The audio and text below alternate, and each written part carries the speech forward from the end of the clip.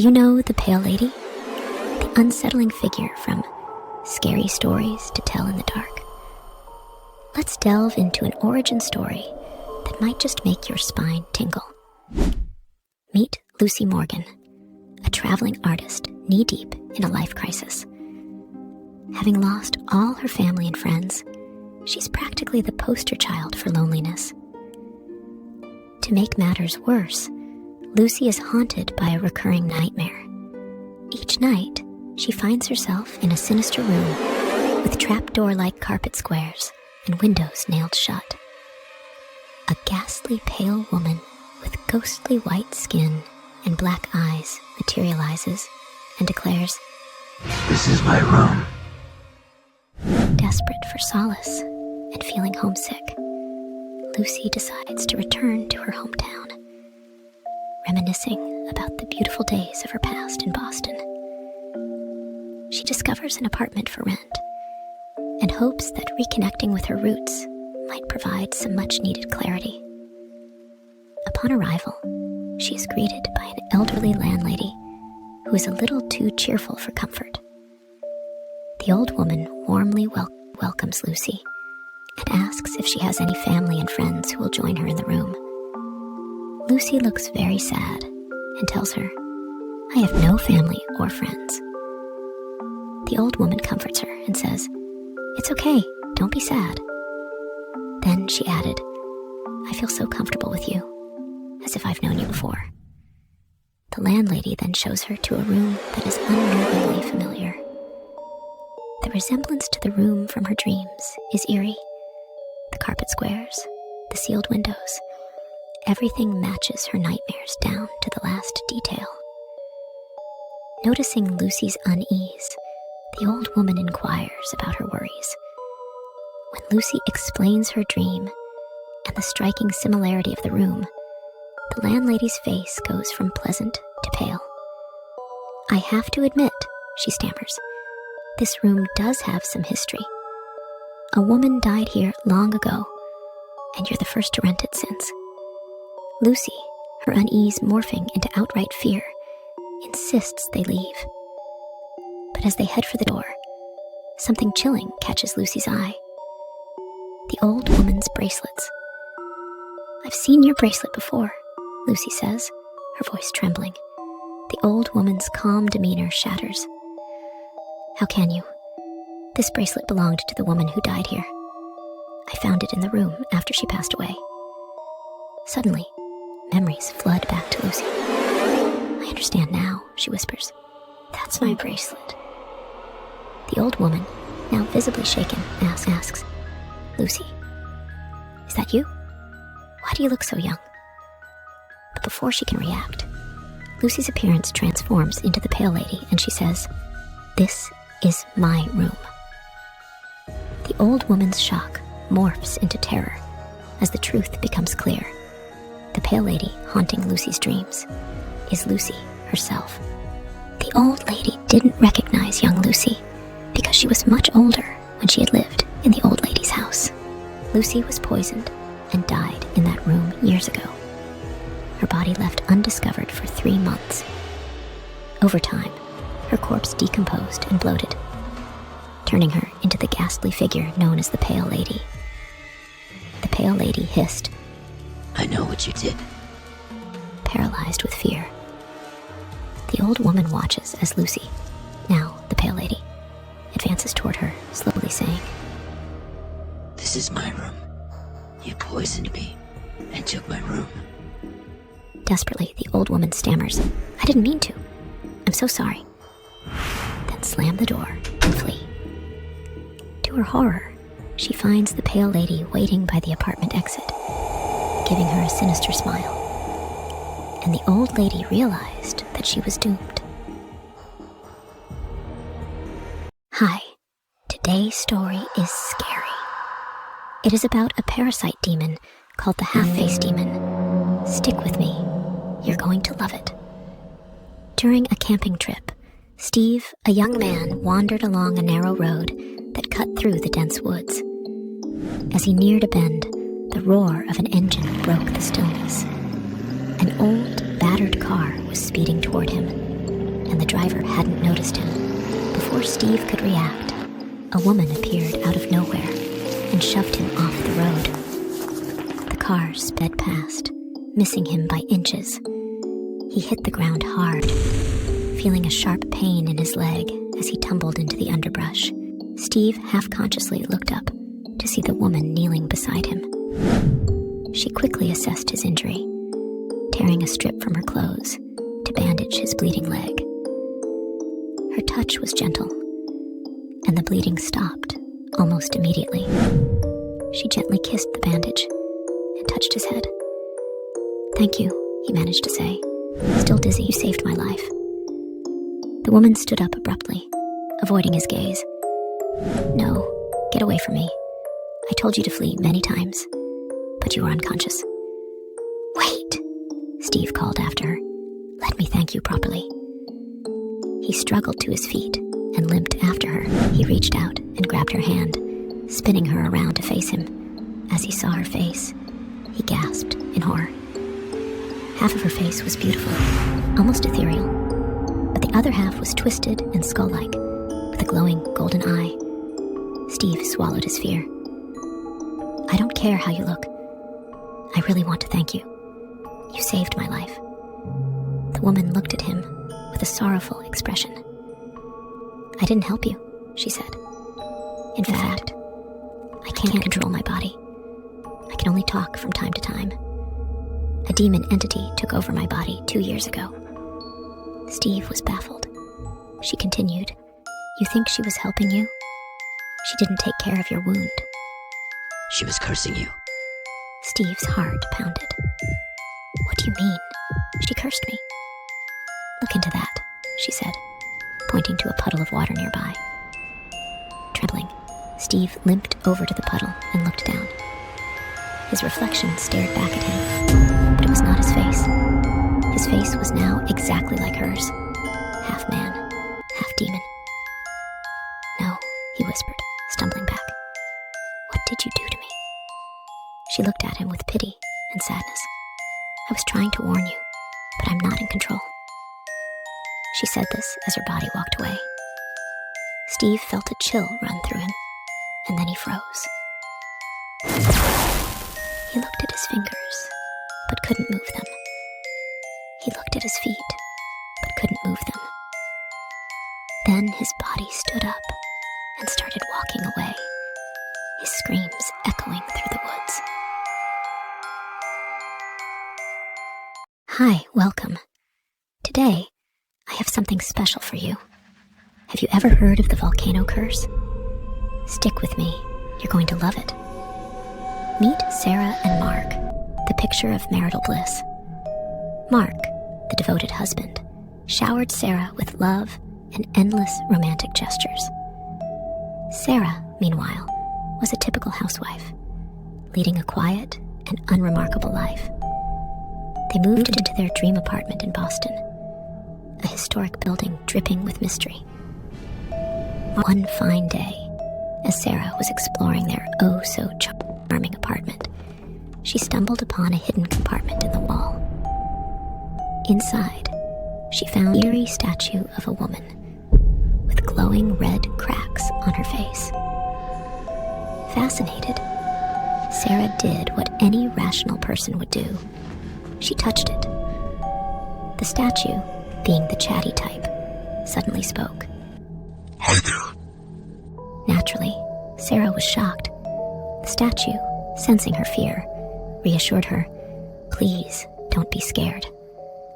Sarah, ever the curious one, asked, "Why are you in the wall?" The statue, ignoring her question entirely, replied, "I gave you a gift." "A gift? What kind of gift?" Sarah asked, bewildered. The statue said, "I made you extremely attractive and beautiful the second you touched me. Here's the catch. If you tell anyone about me, you'll lose your beauty." Terrified yet intrigued, Sarah quickly closed the compartment and dashed to the bathroom. To her astonishment, she saw an impossibly beautiful version of herself staring back in the mirror. Each day, Sarah returned touching the statue, becoming more and more stunning. Mark, the poor fool, was head over heels, more in love with her than ever. Weeks passed, and Sarah's obsession with the statue grew. She spent hours touching and communing with it, until one day she was shocked. Her skin began to glow intermittently, a clear indicator that things were about to go south. When Mark came home, Sarah, driven by desperation, told him everything and showed him the red scars. Expecting outrage, she was instead met with tears of joy. Mark rushed to the hidden compartment and began conversing with the statue like they were old friends. "Eleanor, it worked," he exclaimed with an unsettling glee. The statue, of course, replied, "Yes, the transfer is complete." Confused, Sarah asked Mark, "Baby, what's going on?" Mark, his eyes now filled with a sinister gleam, revealed the truth. He had known about the statue and its curse all along. In fact, he had meticulously orchestrated their marriage and move into the apartment with one goal in mind: to free the spirit of his long-lost lover, Eleanor, who had been trapped in the statue years ago. He needed a new vessel for Eleanor's spirit, and guess what? Sarah was the perfect fit. Heartbroken and devastated, Sarah crumpled to the floor. Sarah woke up in a dark room, unable to move a muscle. As she tried to wiggle her fingers, she realized something truly horrifying. She was in the secret compartment. She was now the statue, but not as a person. Oh no, the cursed, eerie statue with glowing red cracks. Perfect. Go back. She began hearing the sounds of new tenants moving into her apartment. Their cheerful voices and laughter echoed around her dark prison, making her rage simmer. She remembered everything: the betrayal, the curse, and Mark's twisted plan to replace her with Eleanor.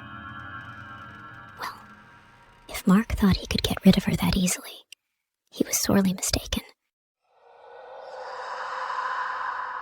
"Oh, hello there.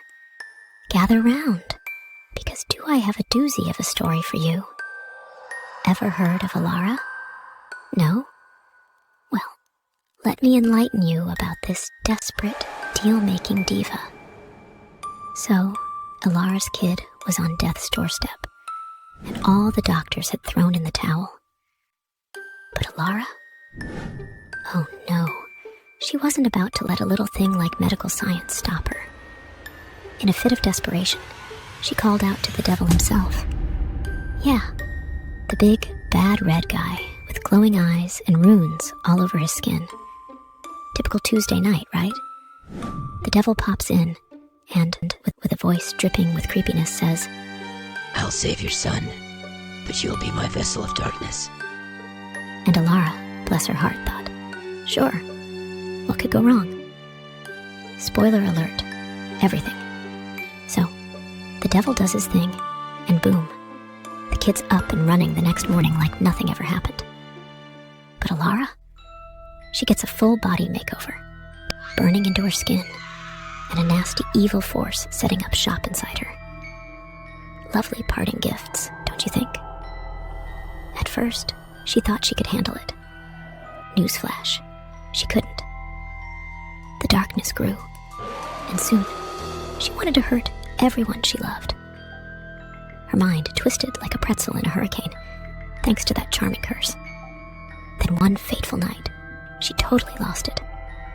The darkness took over, and Alara went on a rampage. Husband? Gone. Parents and siblings? Sayonara. She unalived her entire family in a fit of malevolent madness. But when she got to her son, something inside her snapped back to reality. She couldn't harm him, the one she made the devilish deal for in the first place. So, what does our tragic heroine do? Hi, welcome. Today, I've got something special for you. Remember the scary nun from those horror movies? Well, let me tell you the true story of a group of possessed nuns. A tale so chilling, it makes those movies look like child's play. It all kicked off in a sleepy little town in medieval France. The Ursuline nuns there were living their peaceful, devout lives until when all hell literally broke loose. These nuns went from serene to full-on horror show. We're talking violent convulsions, body contortions that would make a contortionist weep, and speaking in tongues that sounded like a bad horror movie. Their eyes would roll back, and their voices would drop into creepy, guttural growls. Yep, they claimed they were possessed by a strong demon. And who did they blame? A local priest named Grandier. Now, Grandier wasn't your average priest. Oh no, he was charismatic, handsome, and had a knack for making enemies. He was also known for his scandalous relationships with women. Real priestly behavior, right? The nuns' accusations that he had bewitched them spread faster than gossip at a sewing circle. The priest was arrested and put on trial. Despite his protests and the glaring lack of solid evidence, the nuns' dramatic testimonies and his numerous enemies ensured he was found guilty of witchcraft. His sentence, death by burning. A classic case of believe all women. And here's the kicker. Even after Grandier the priest was burned at the stake, the possessions didn't stop.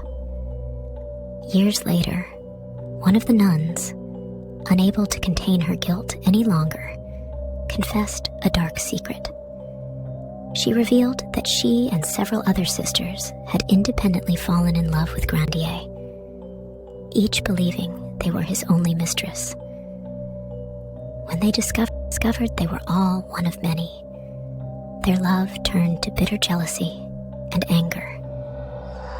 In their rage, they conspired to accuse him of witchcraft, leading to the hysteria that gripped the convent.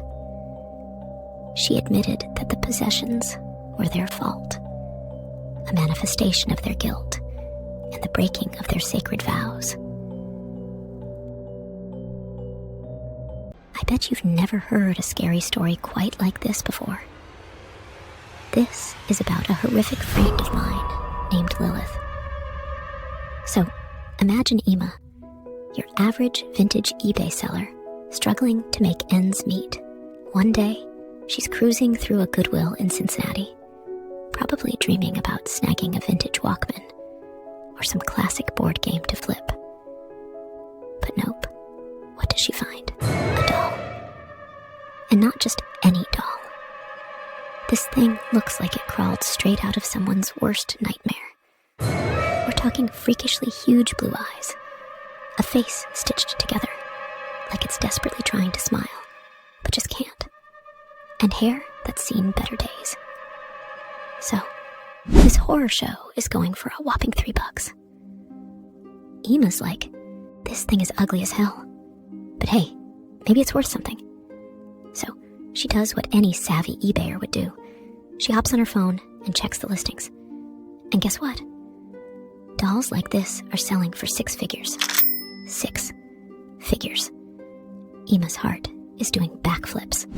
She's like, this is it. I've struck gold.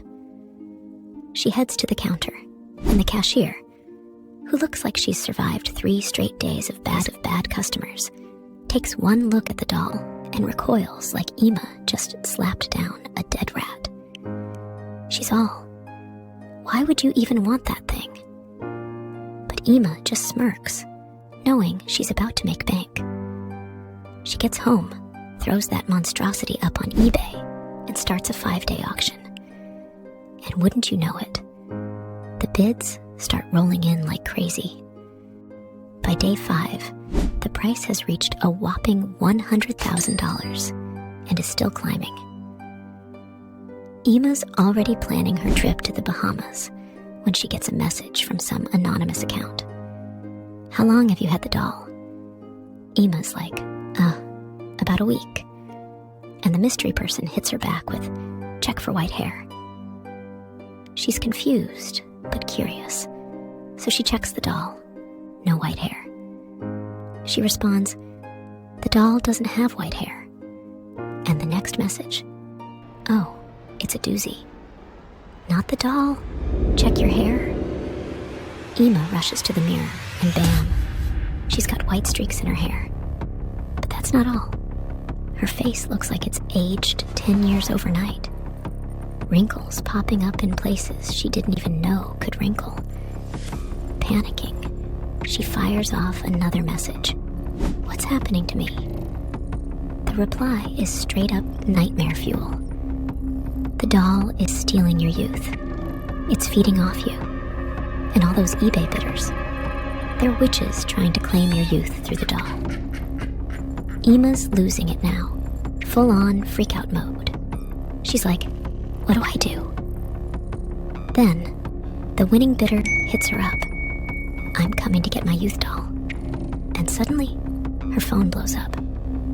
eBay messages from all those so-called buyers, aka witches, swarming in. Each claiming they're coming to her house with better offers. And just when you think it can't get worse, the doll's hair starts moving, like it's caught in a windstorm, except all the windows and doors are locked up tight.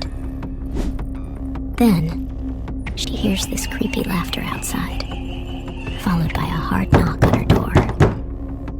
A voice calls out, I'm here. Her phone dings one last time with a message from that anonymous account. One word. Run.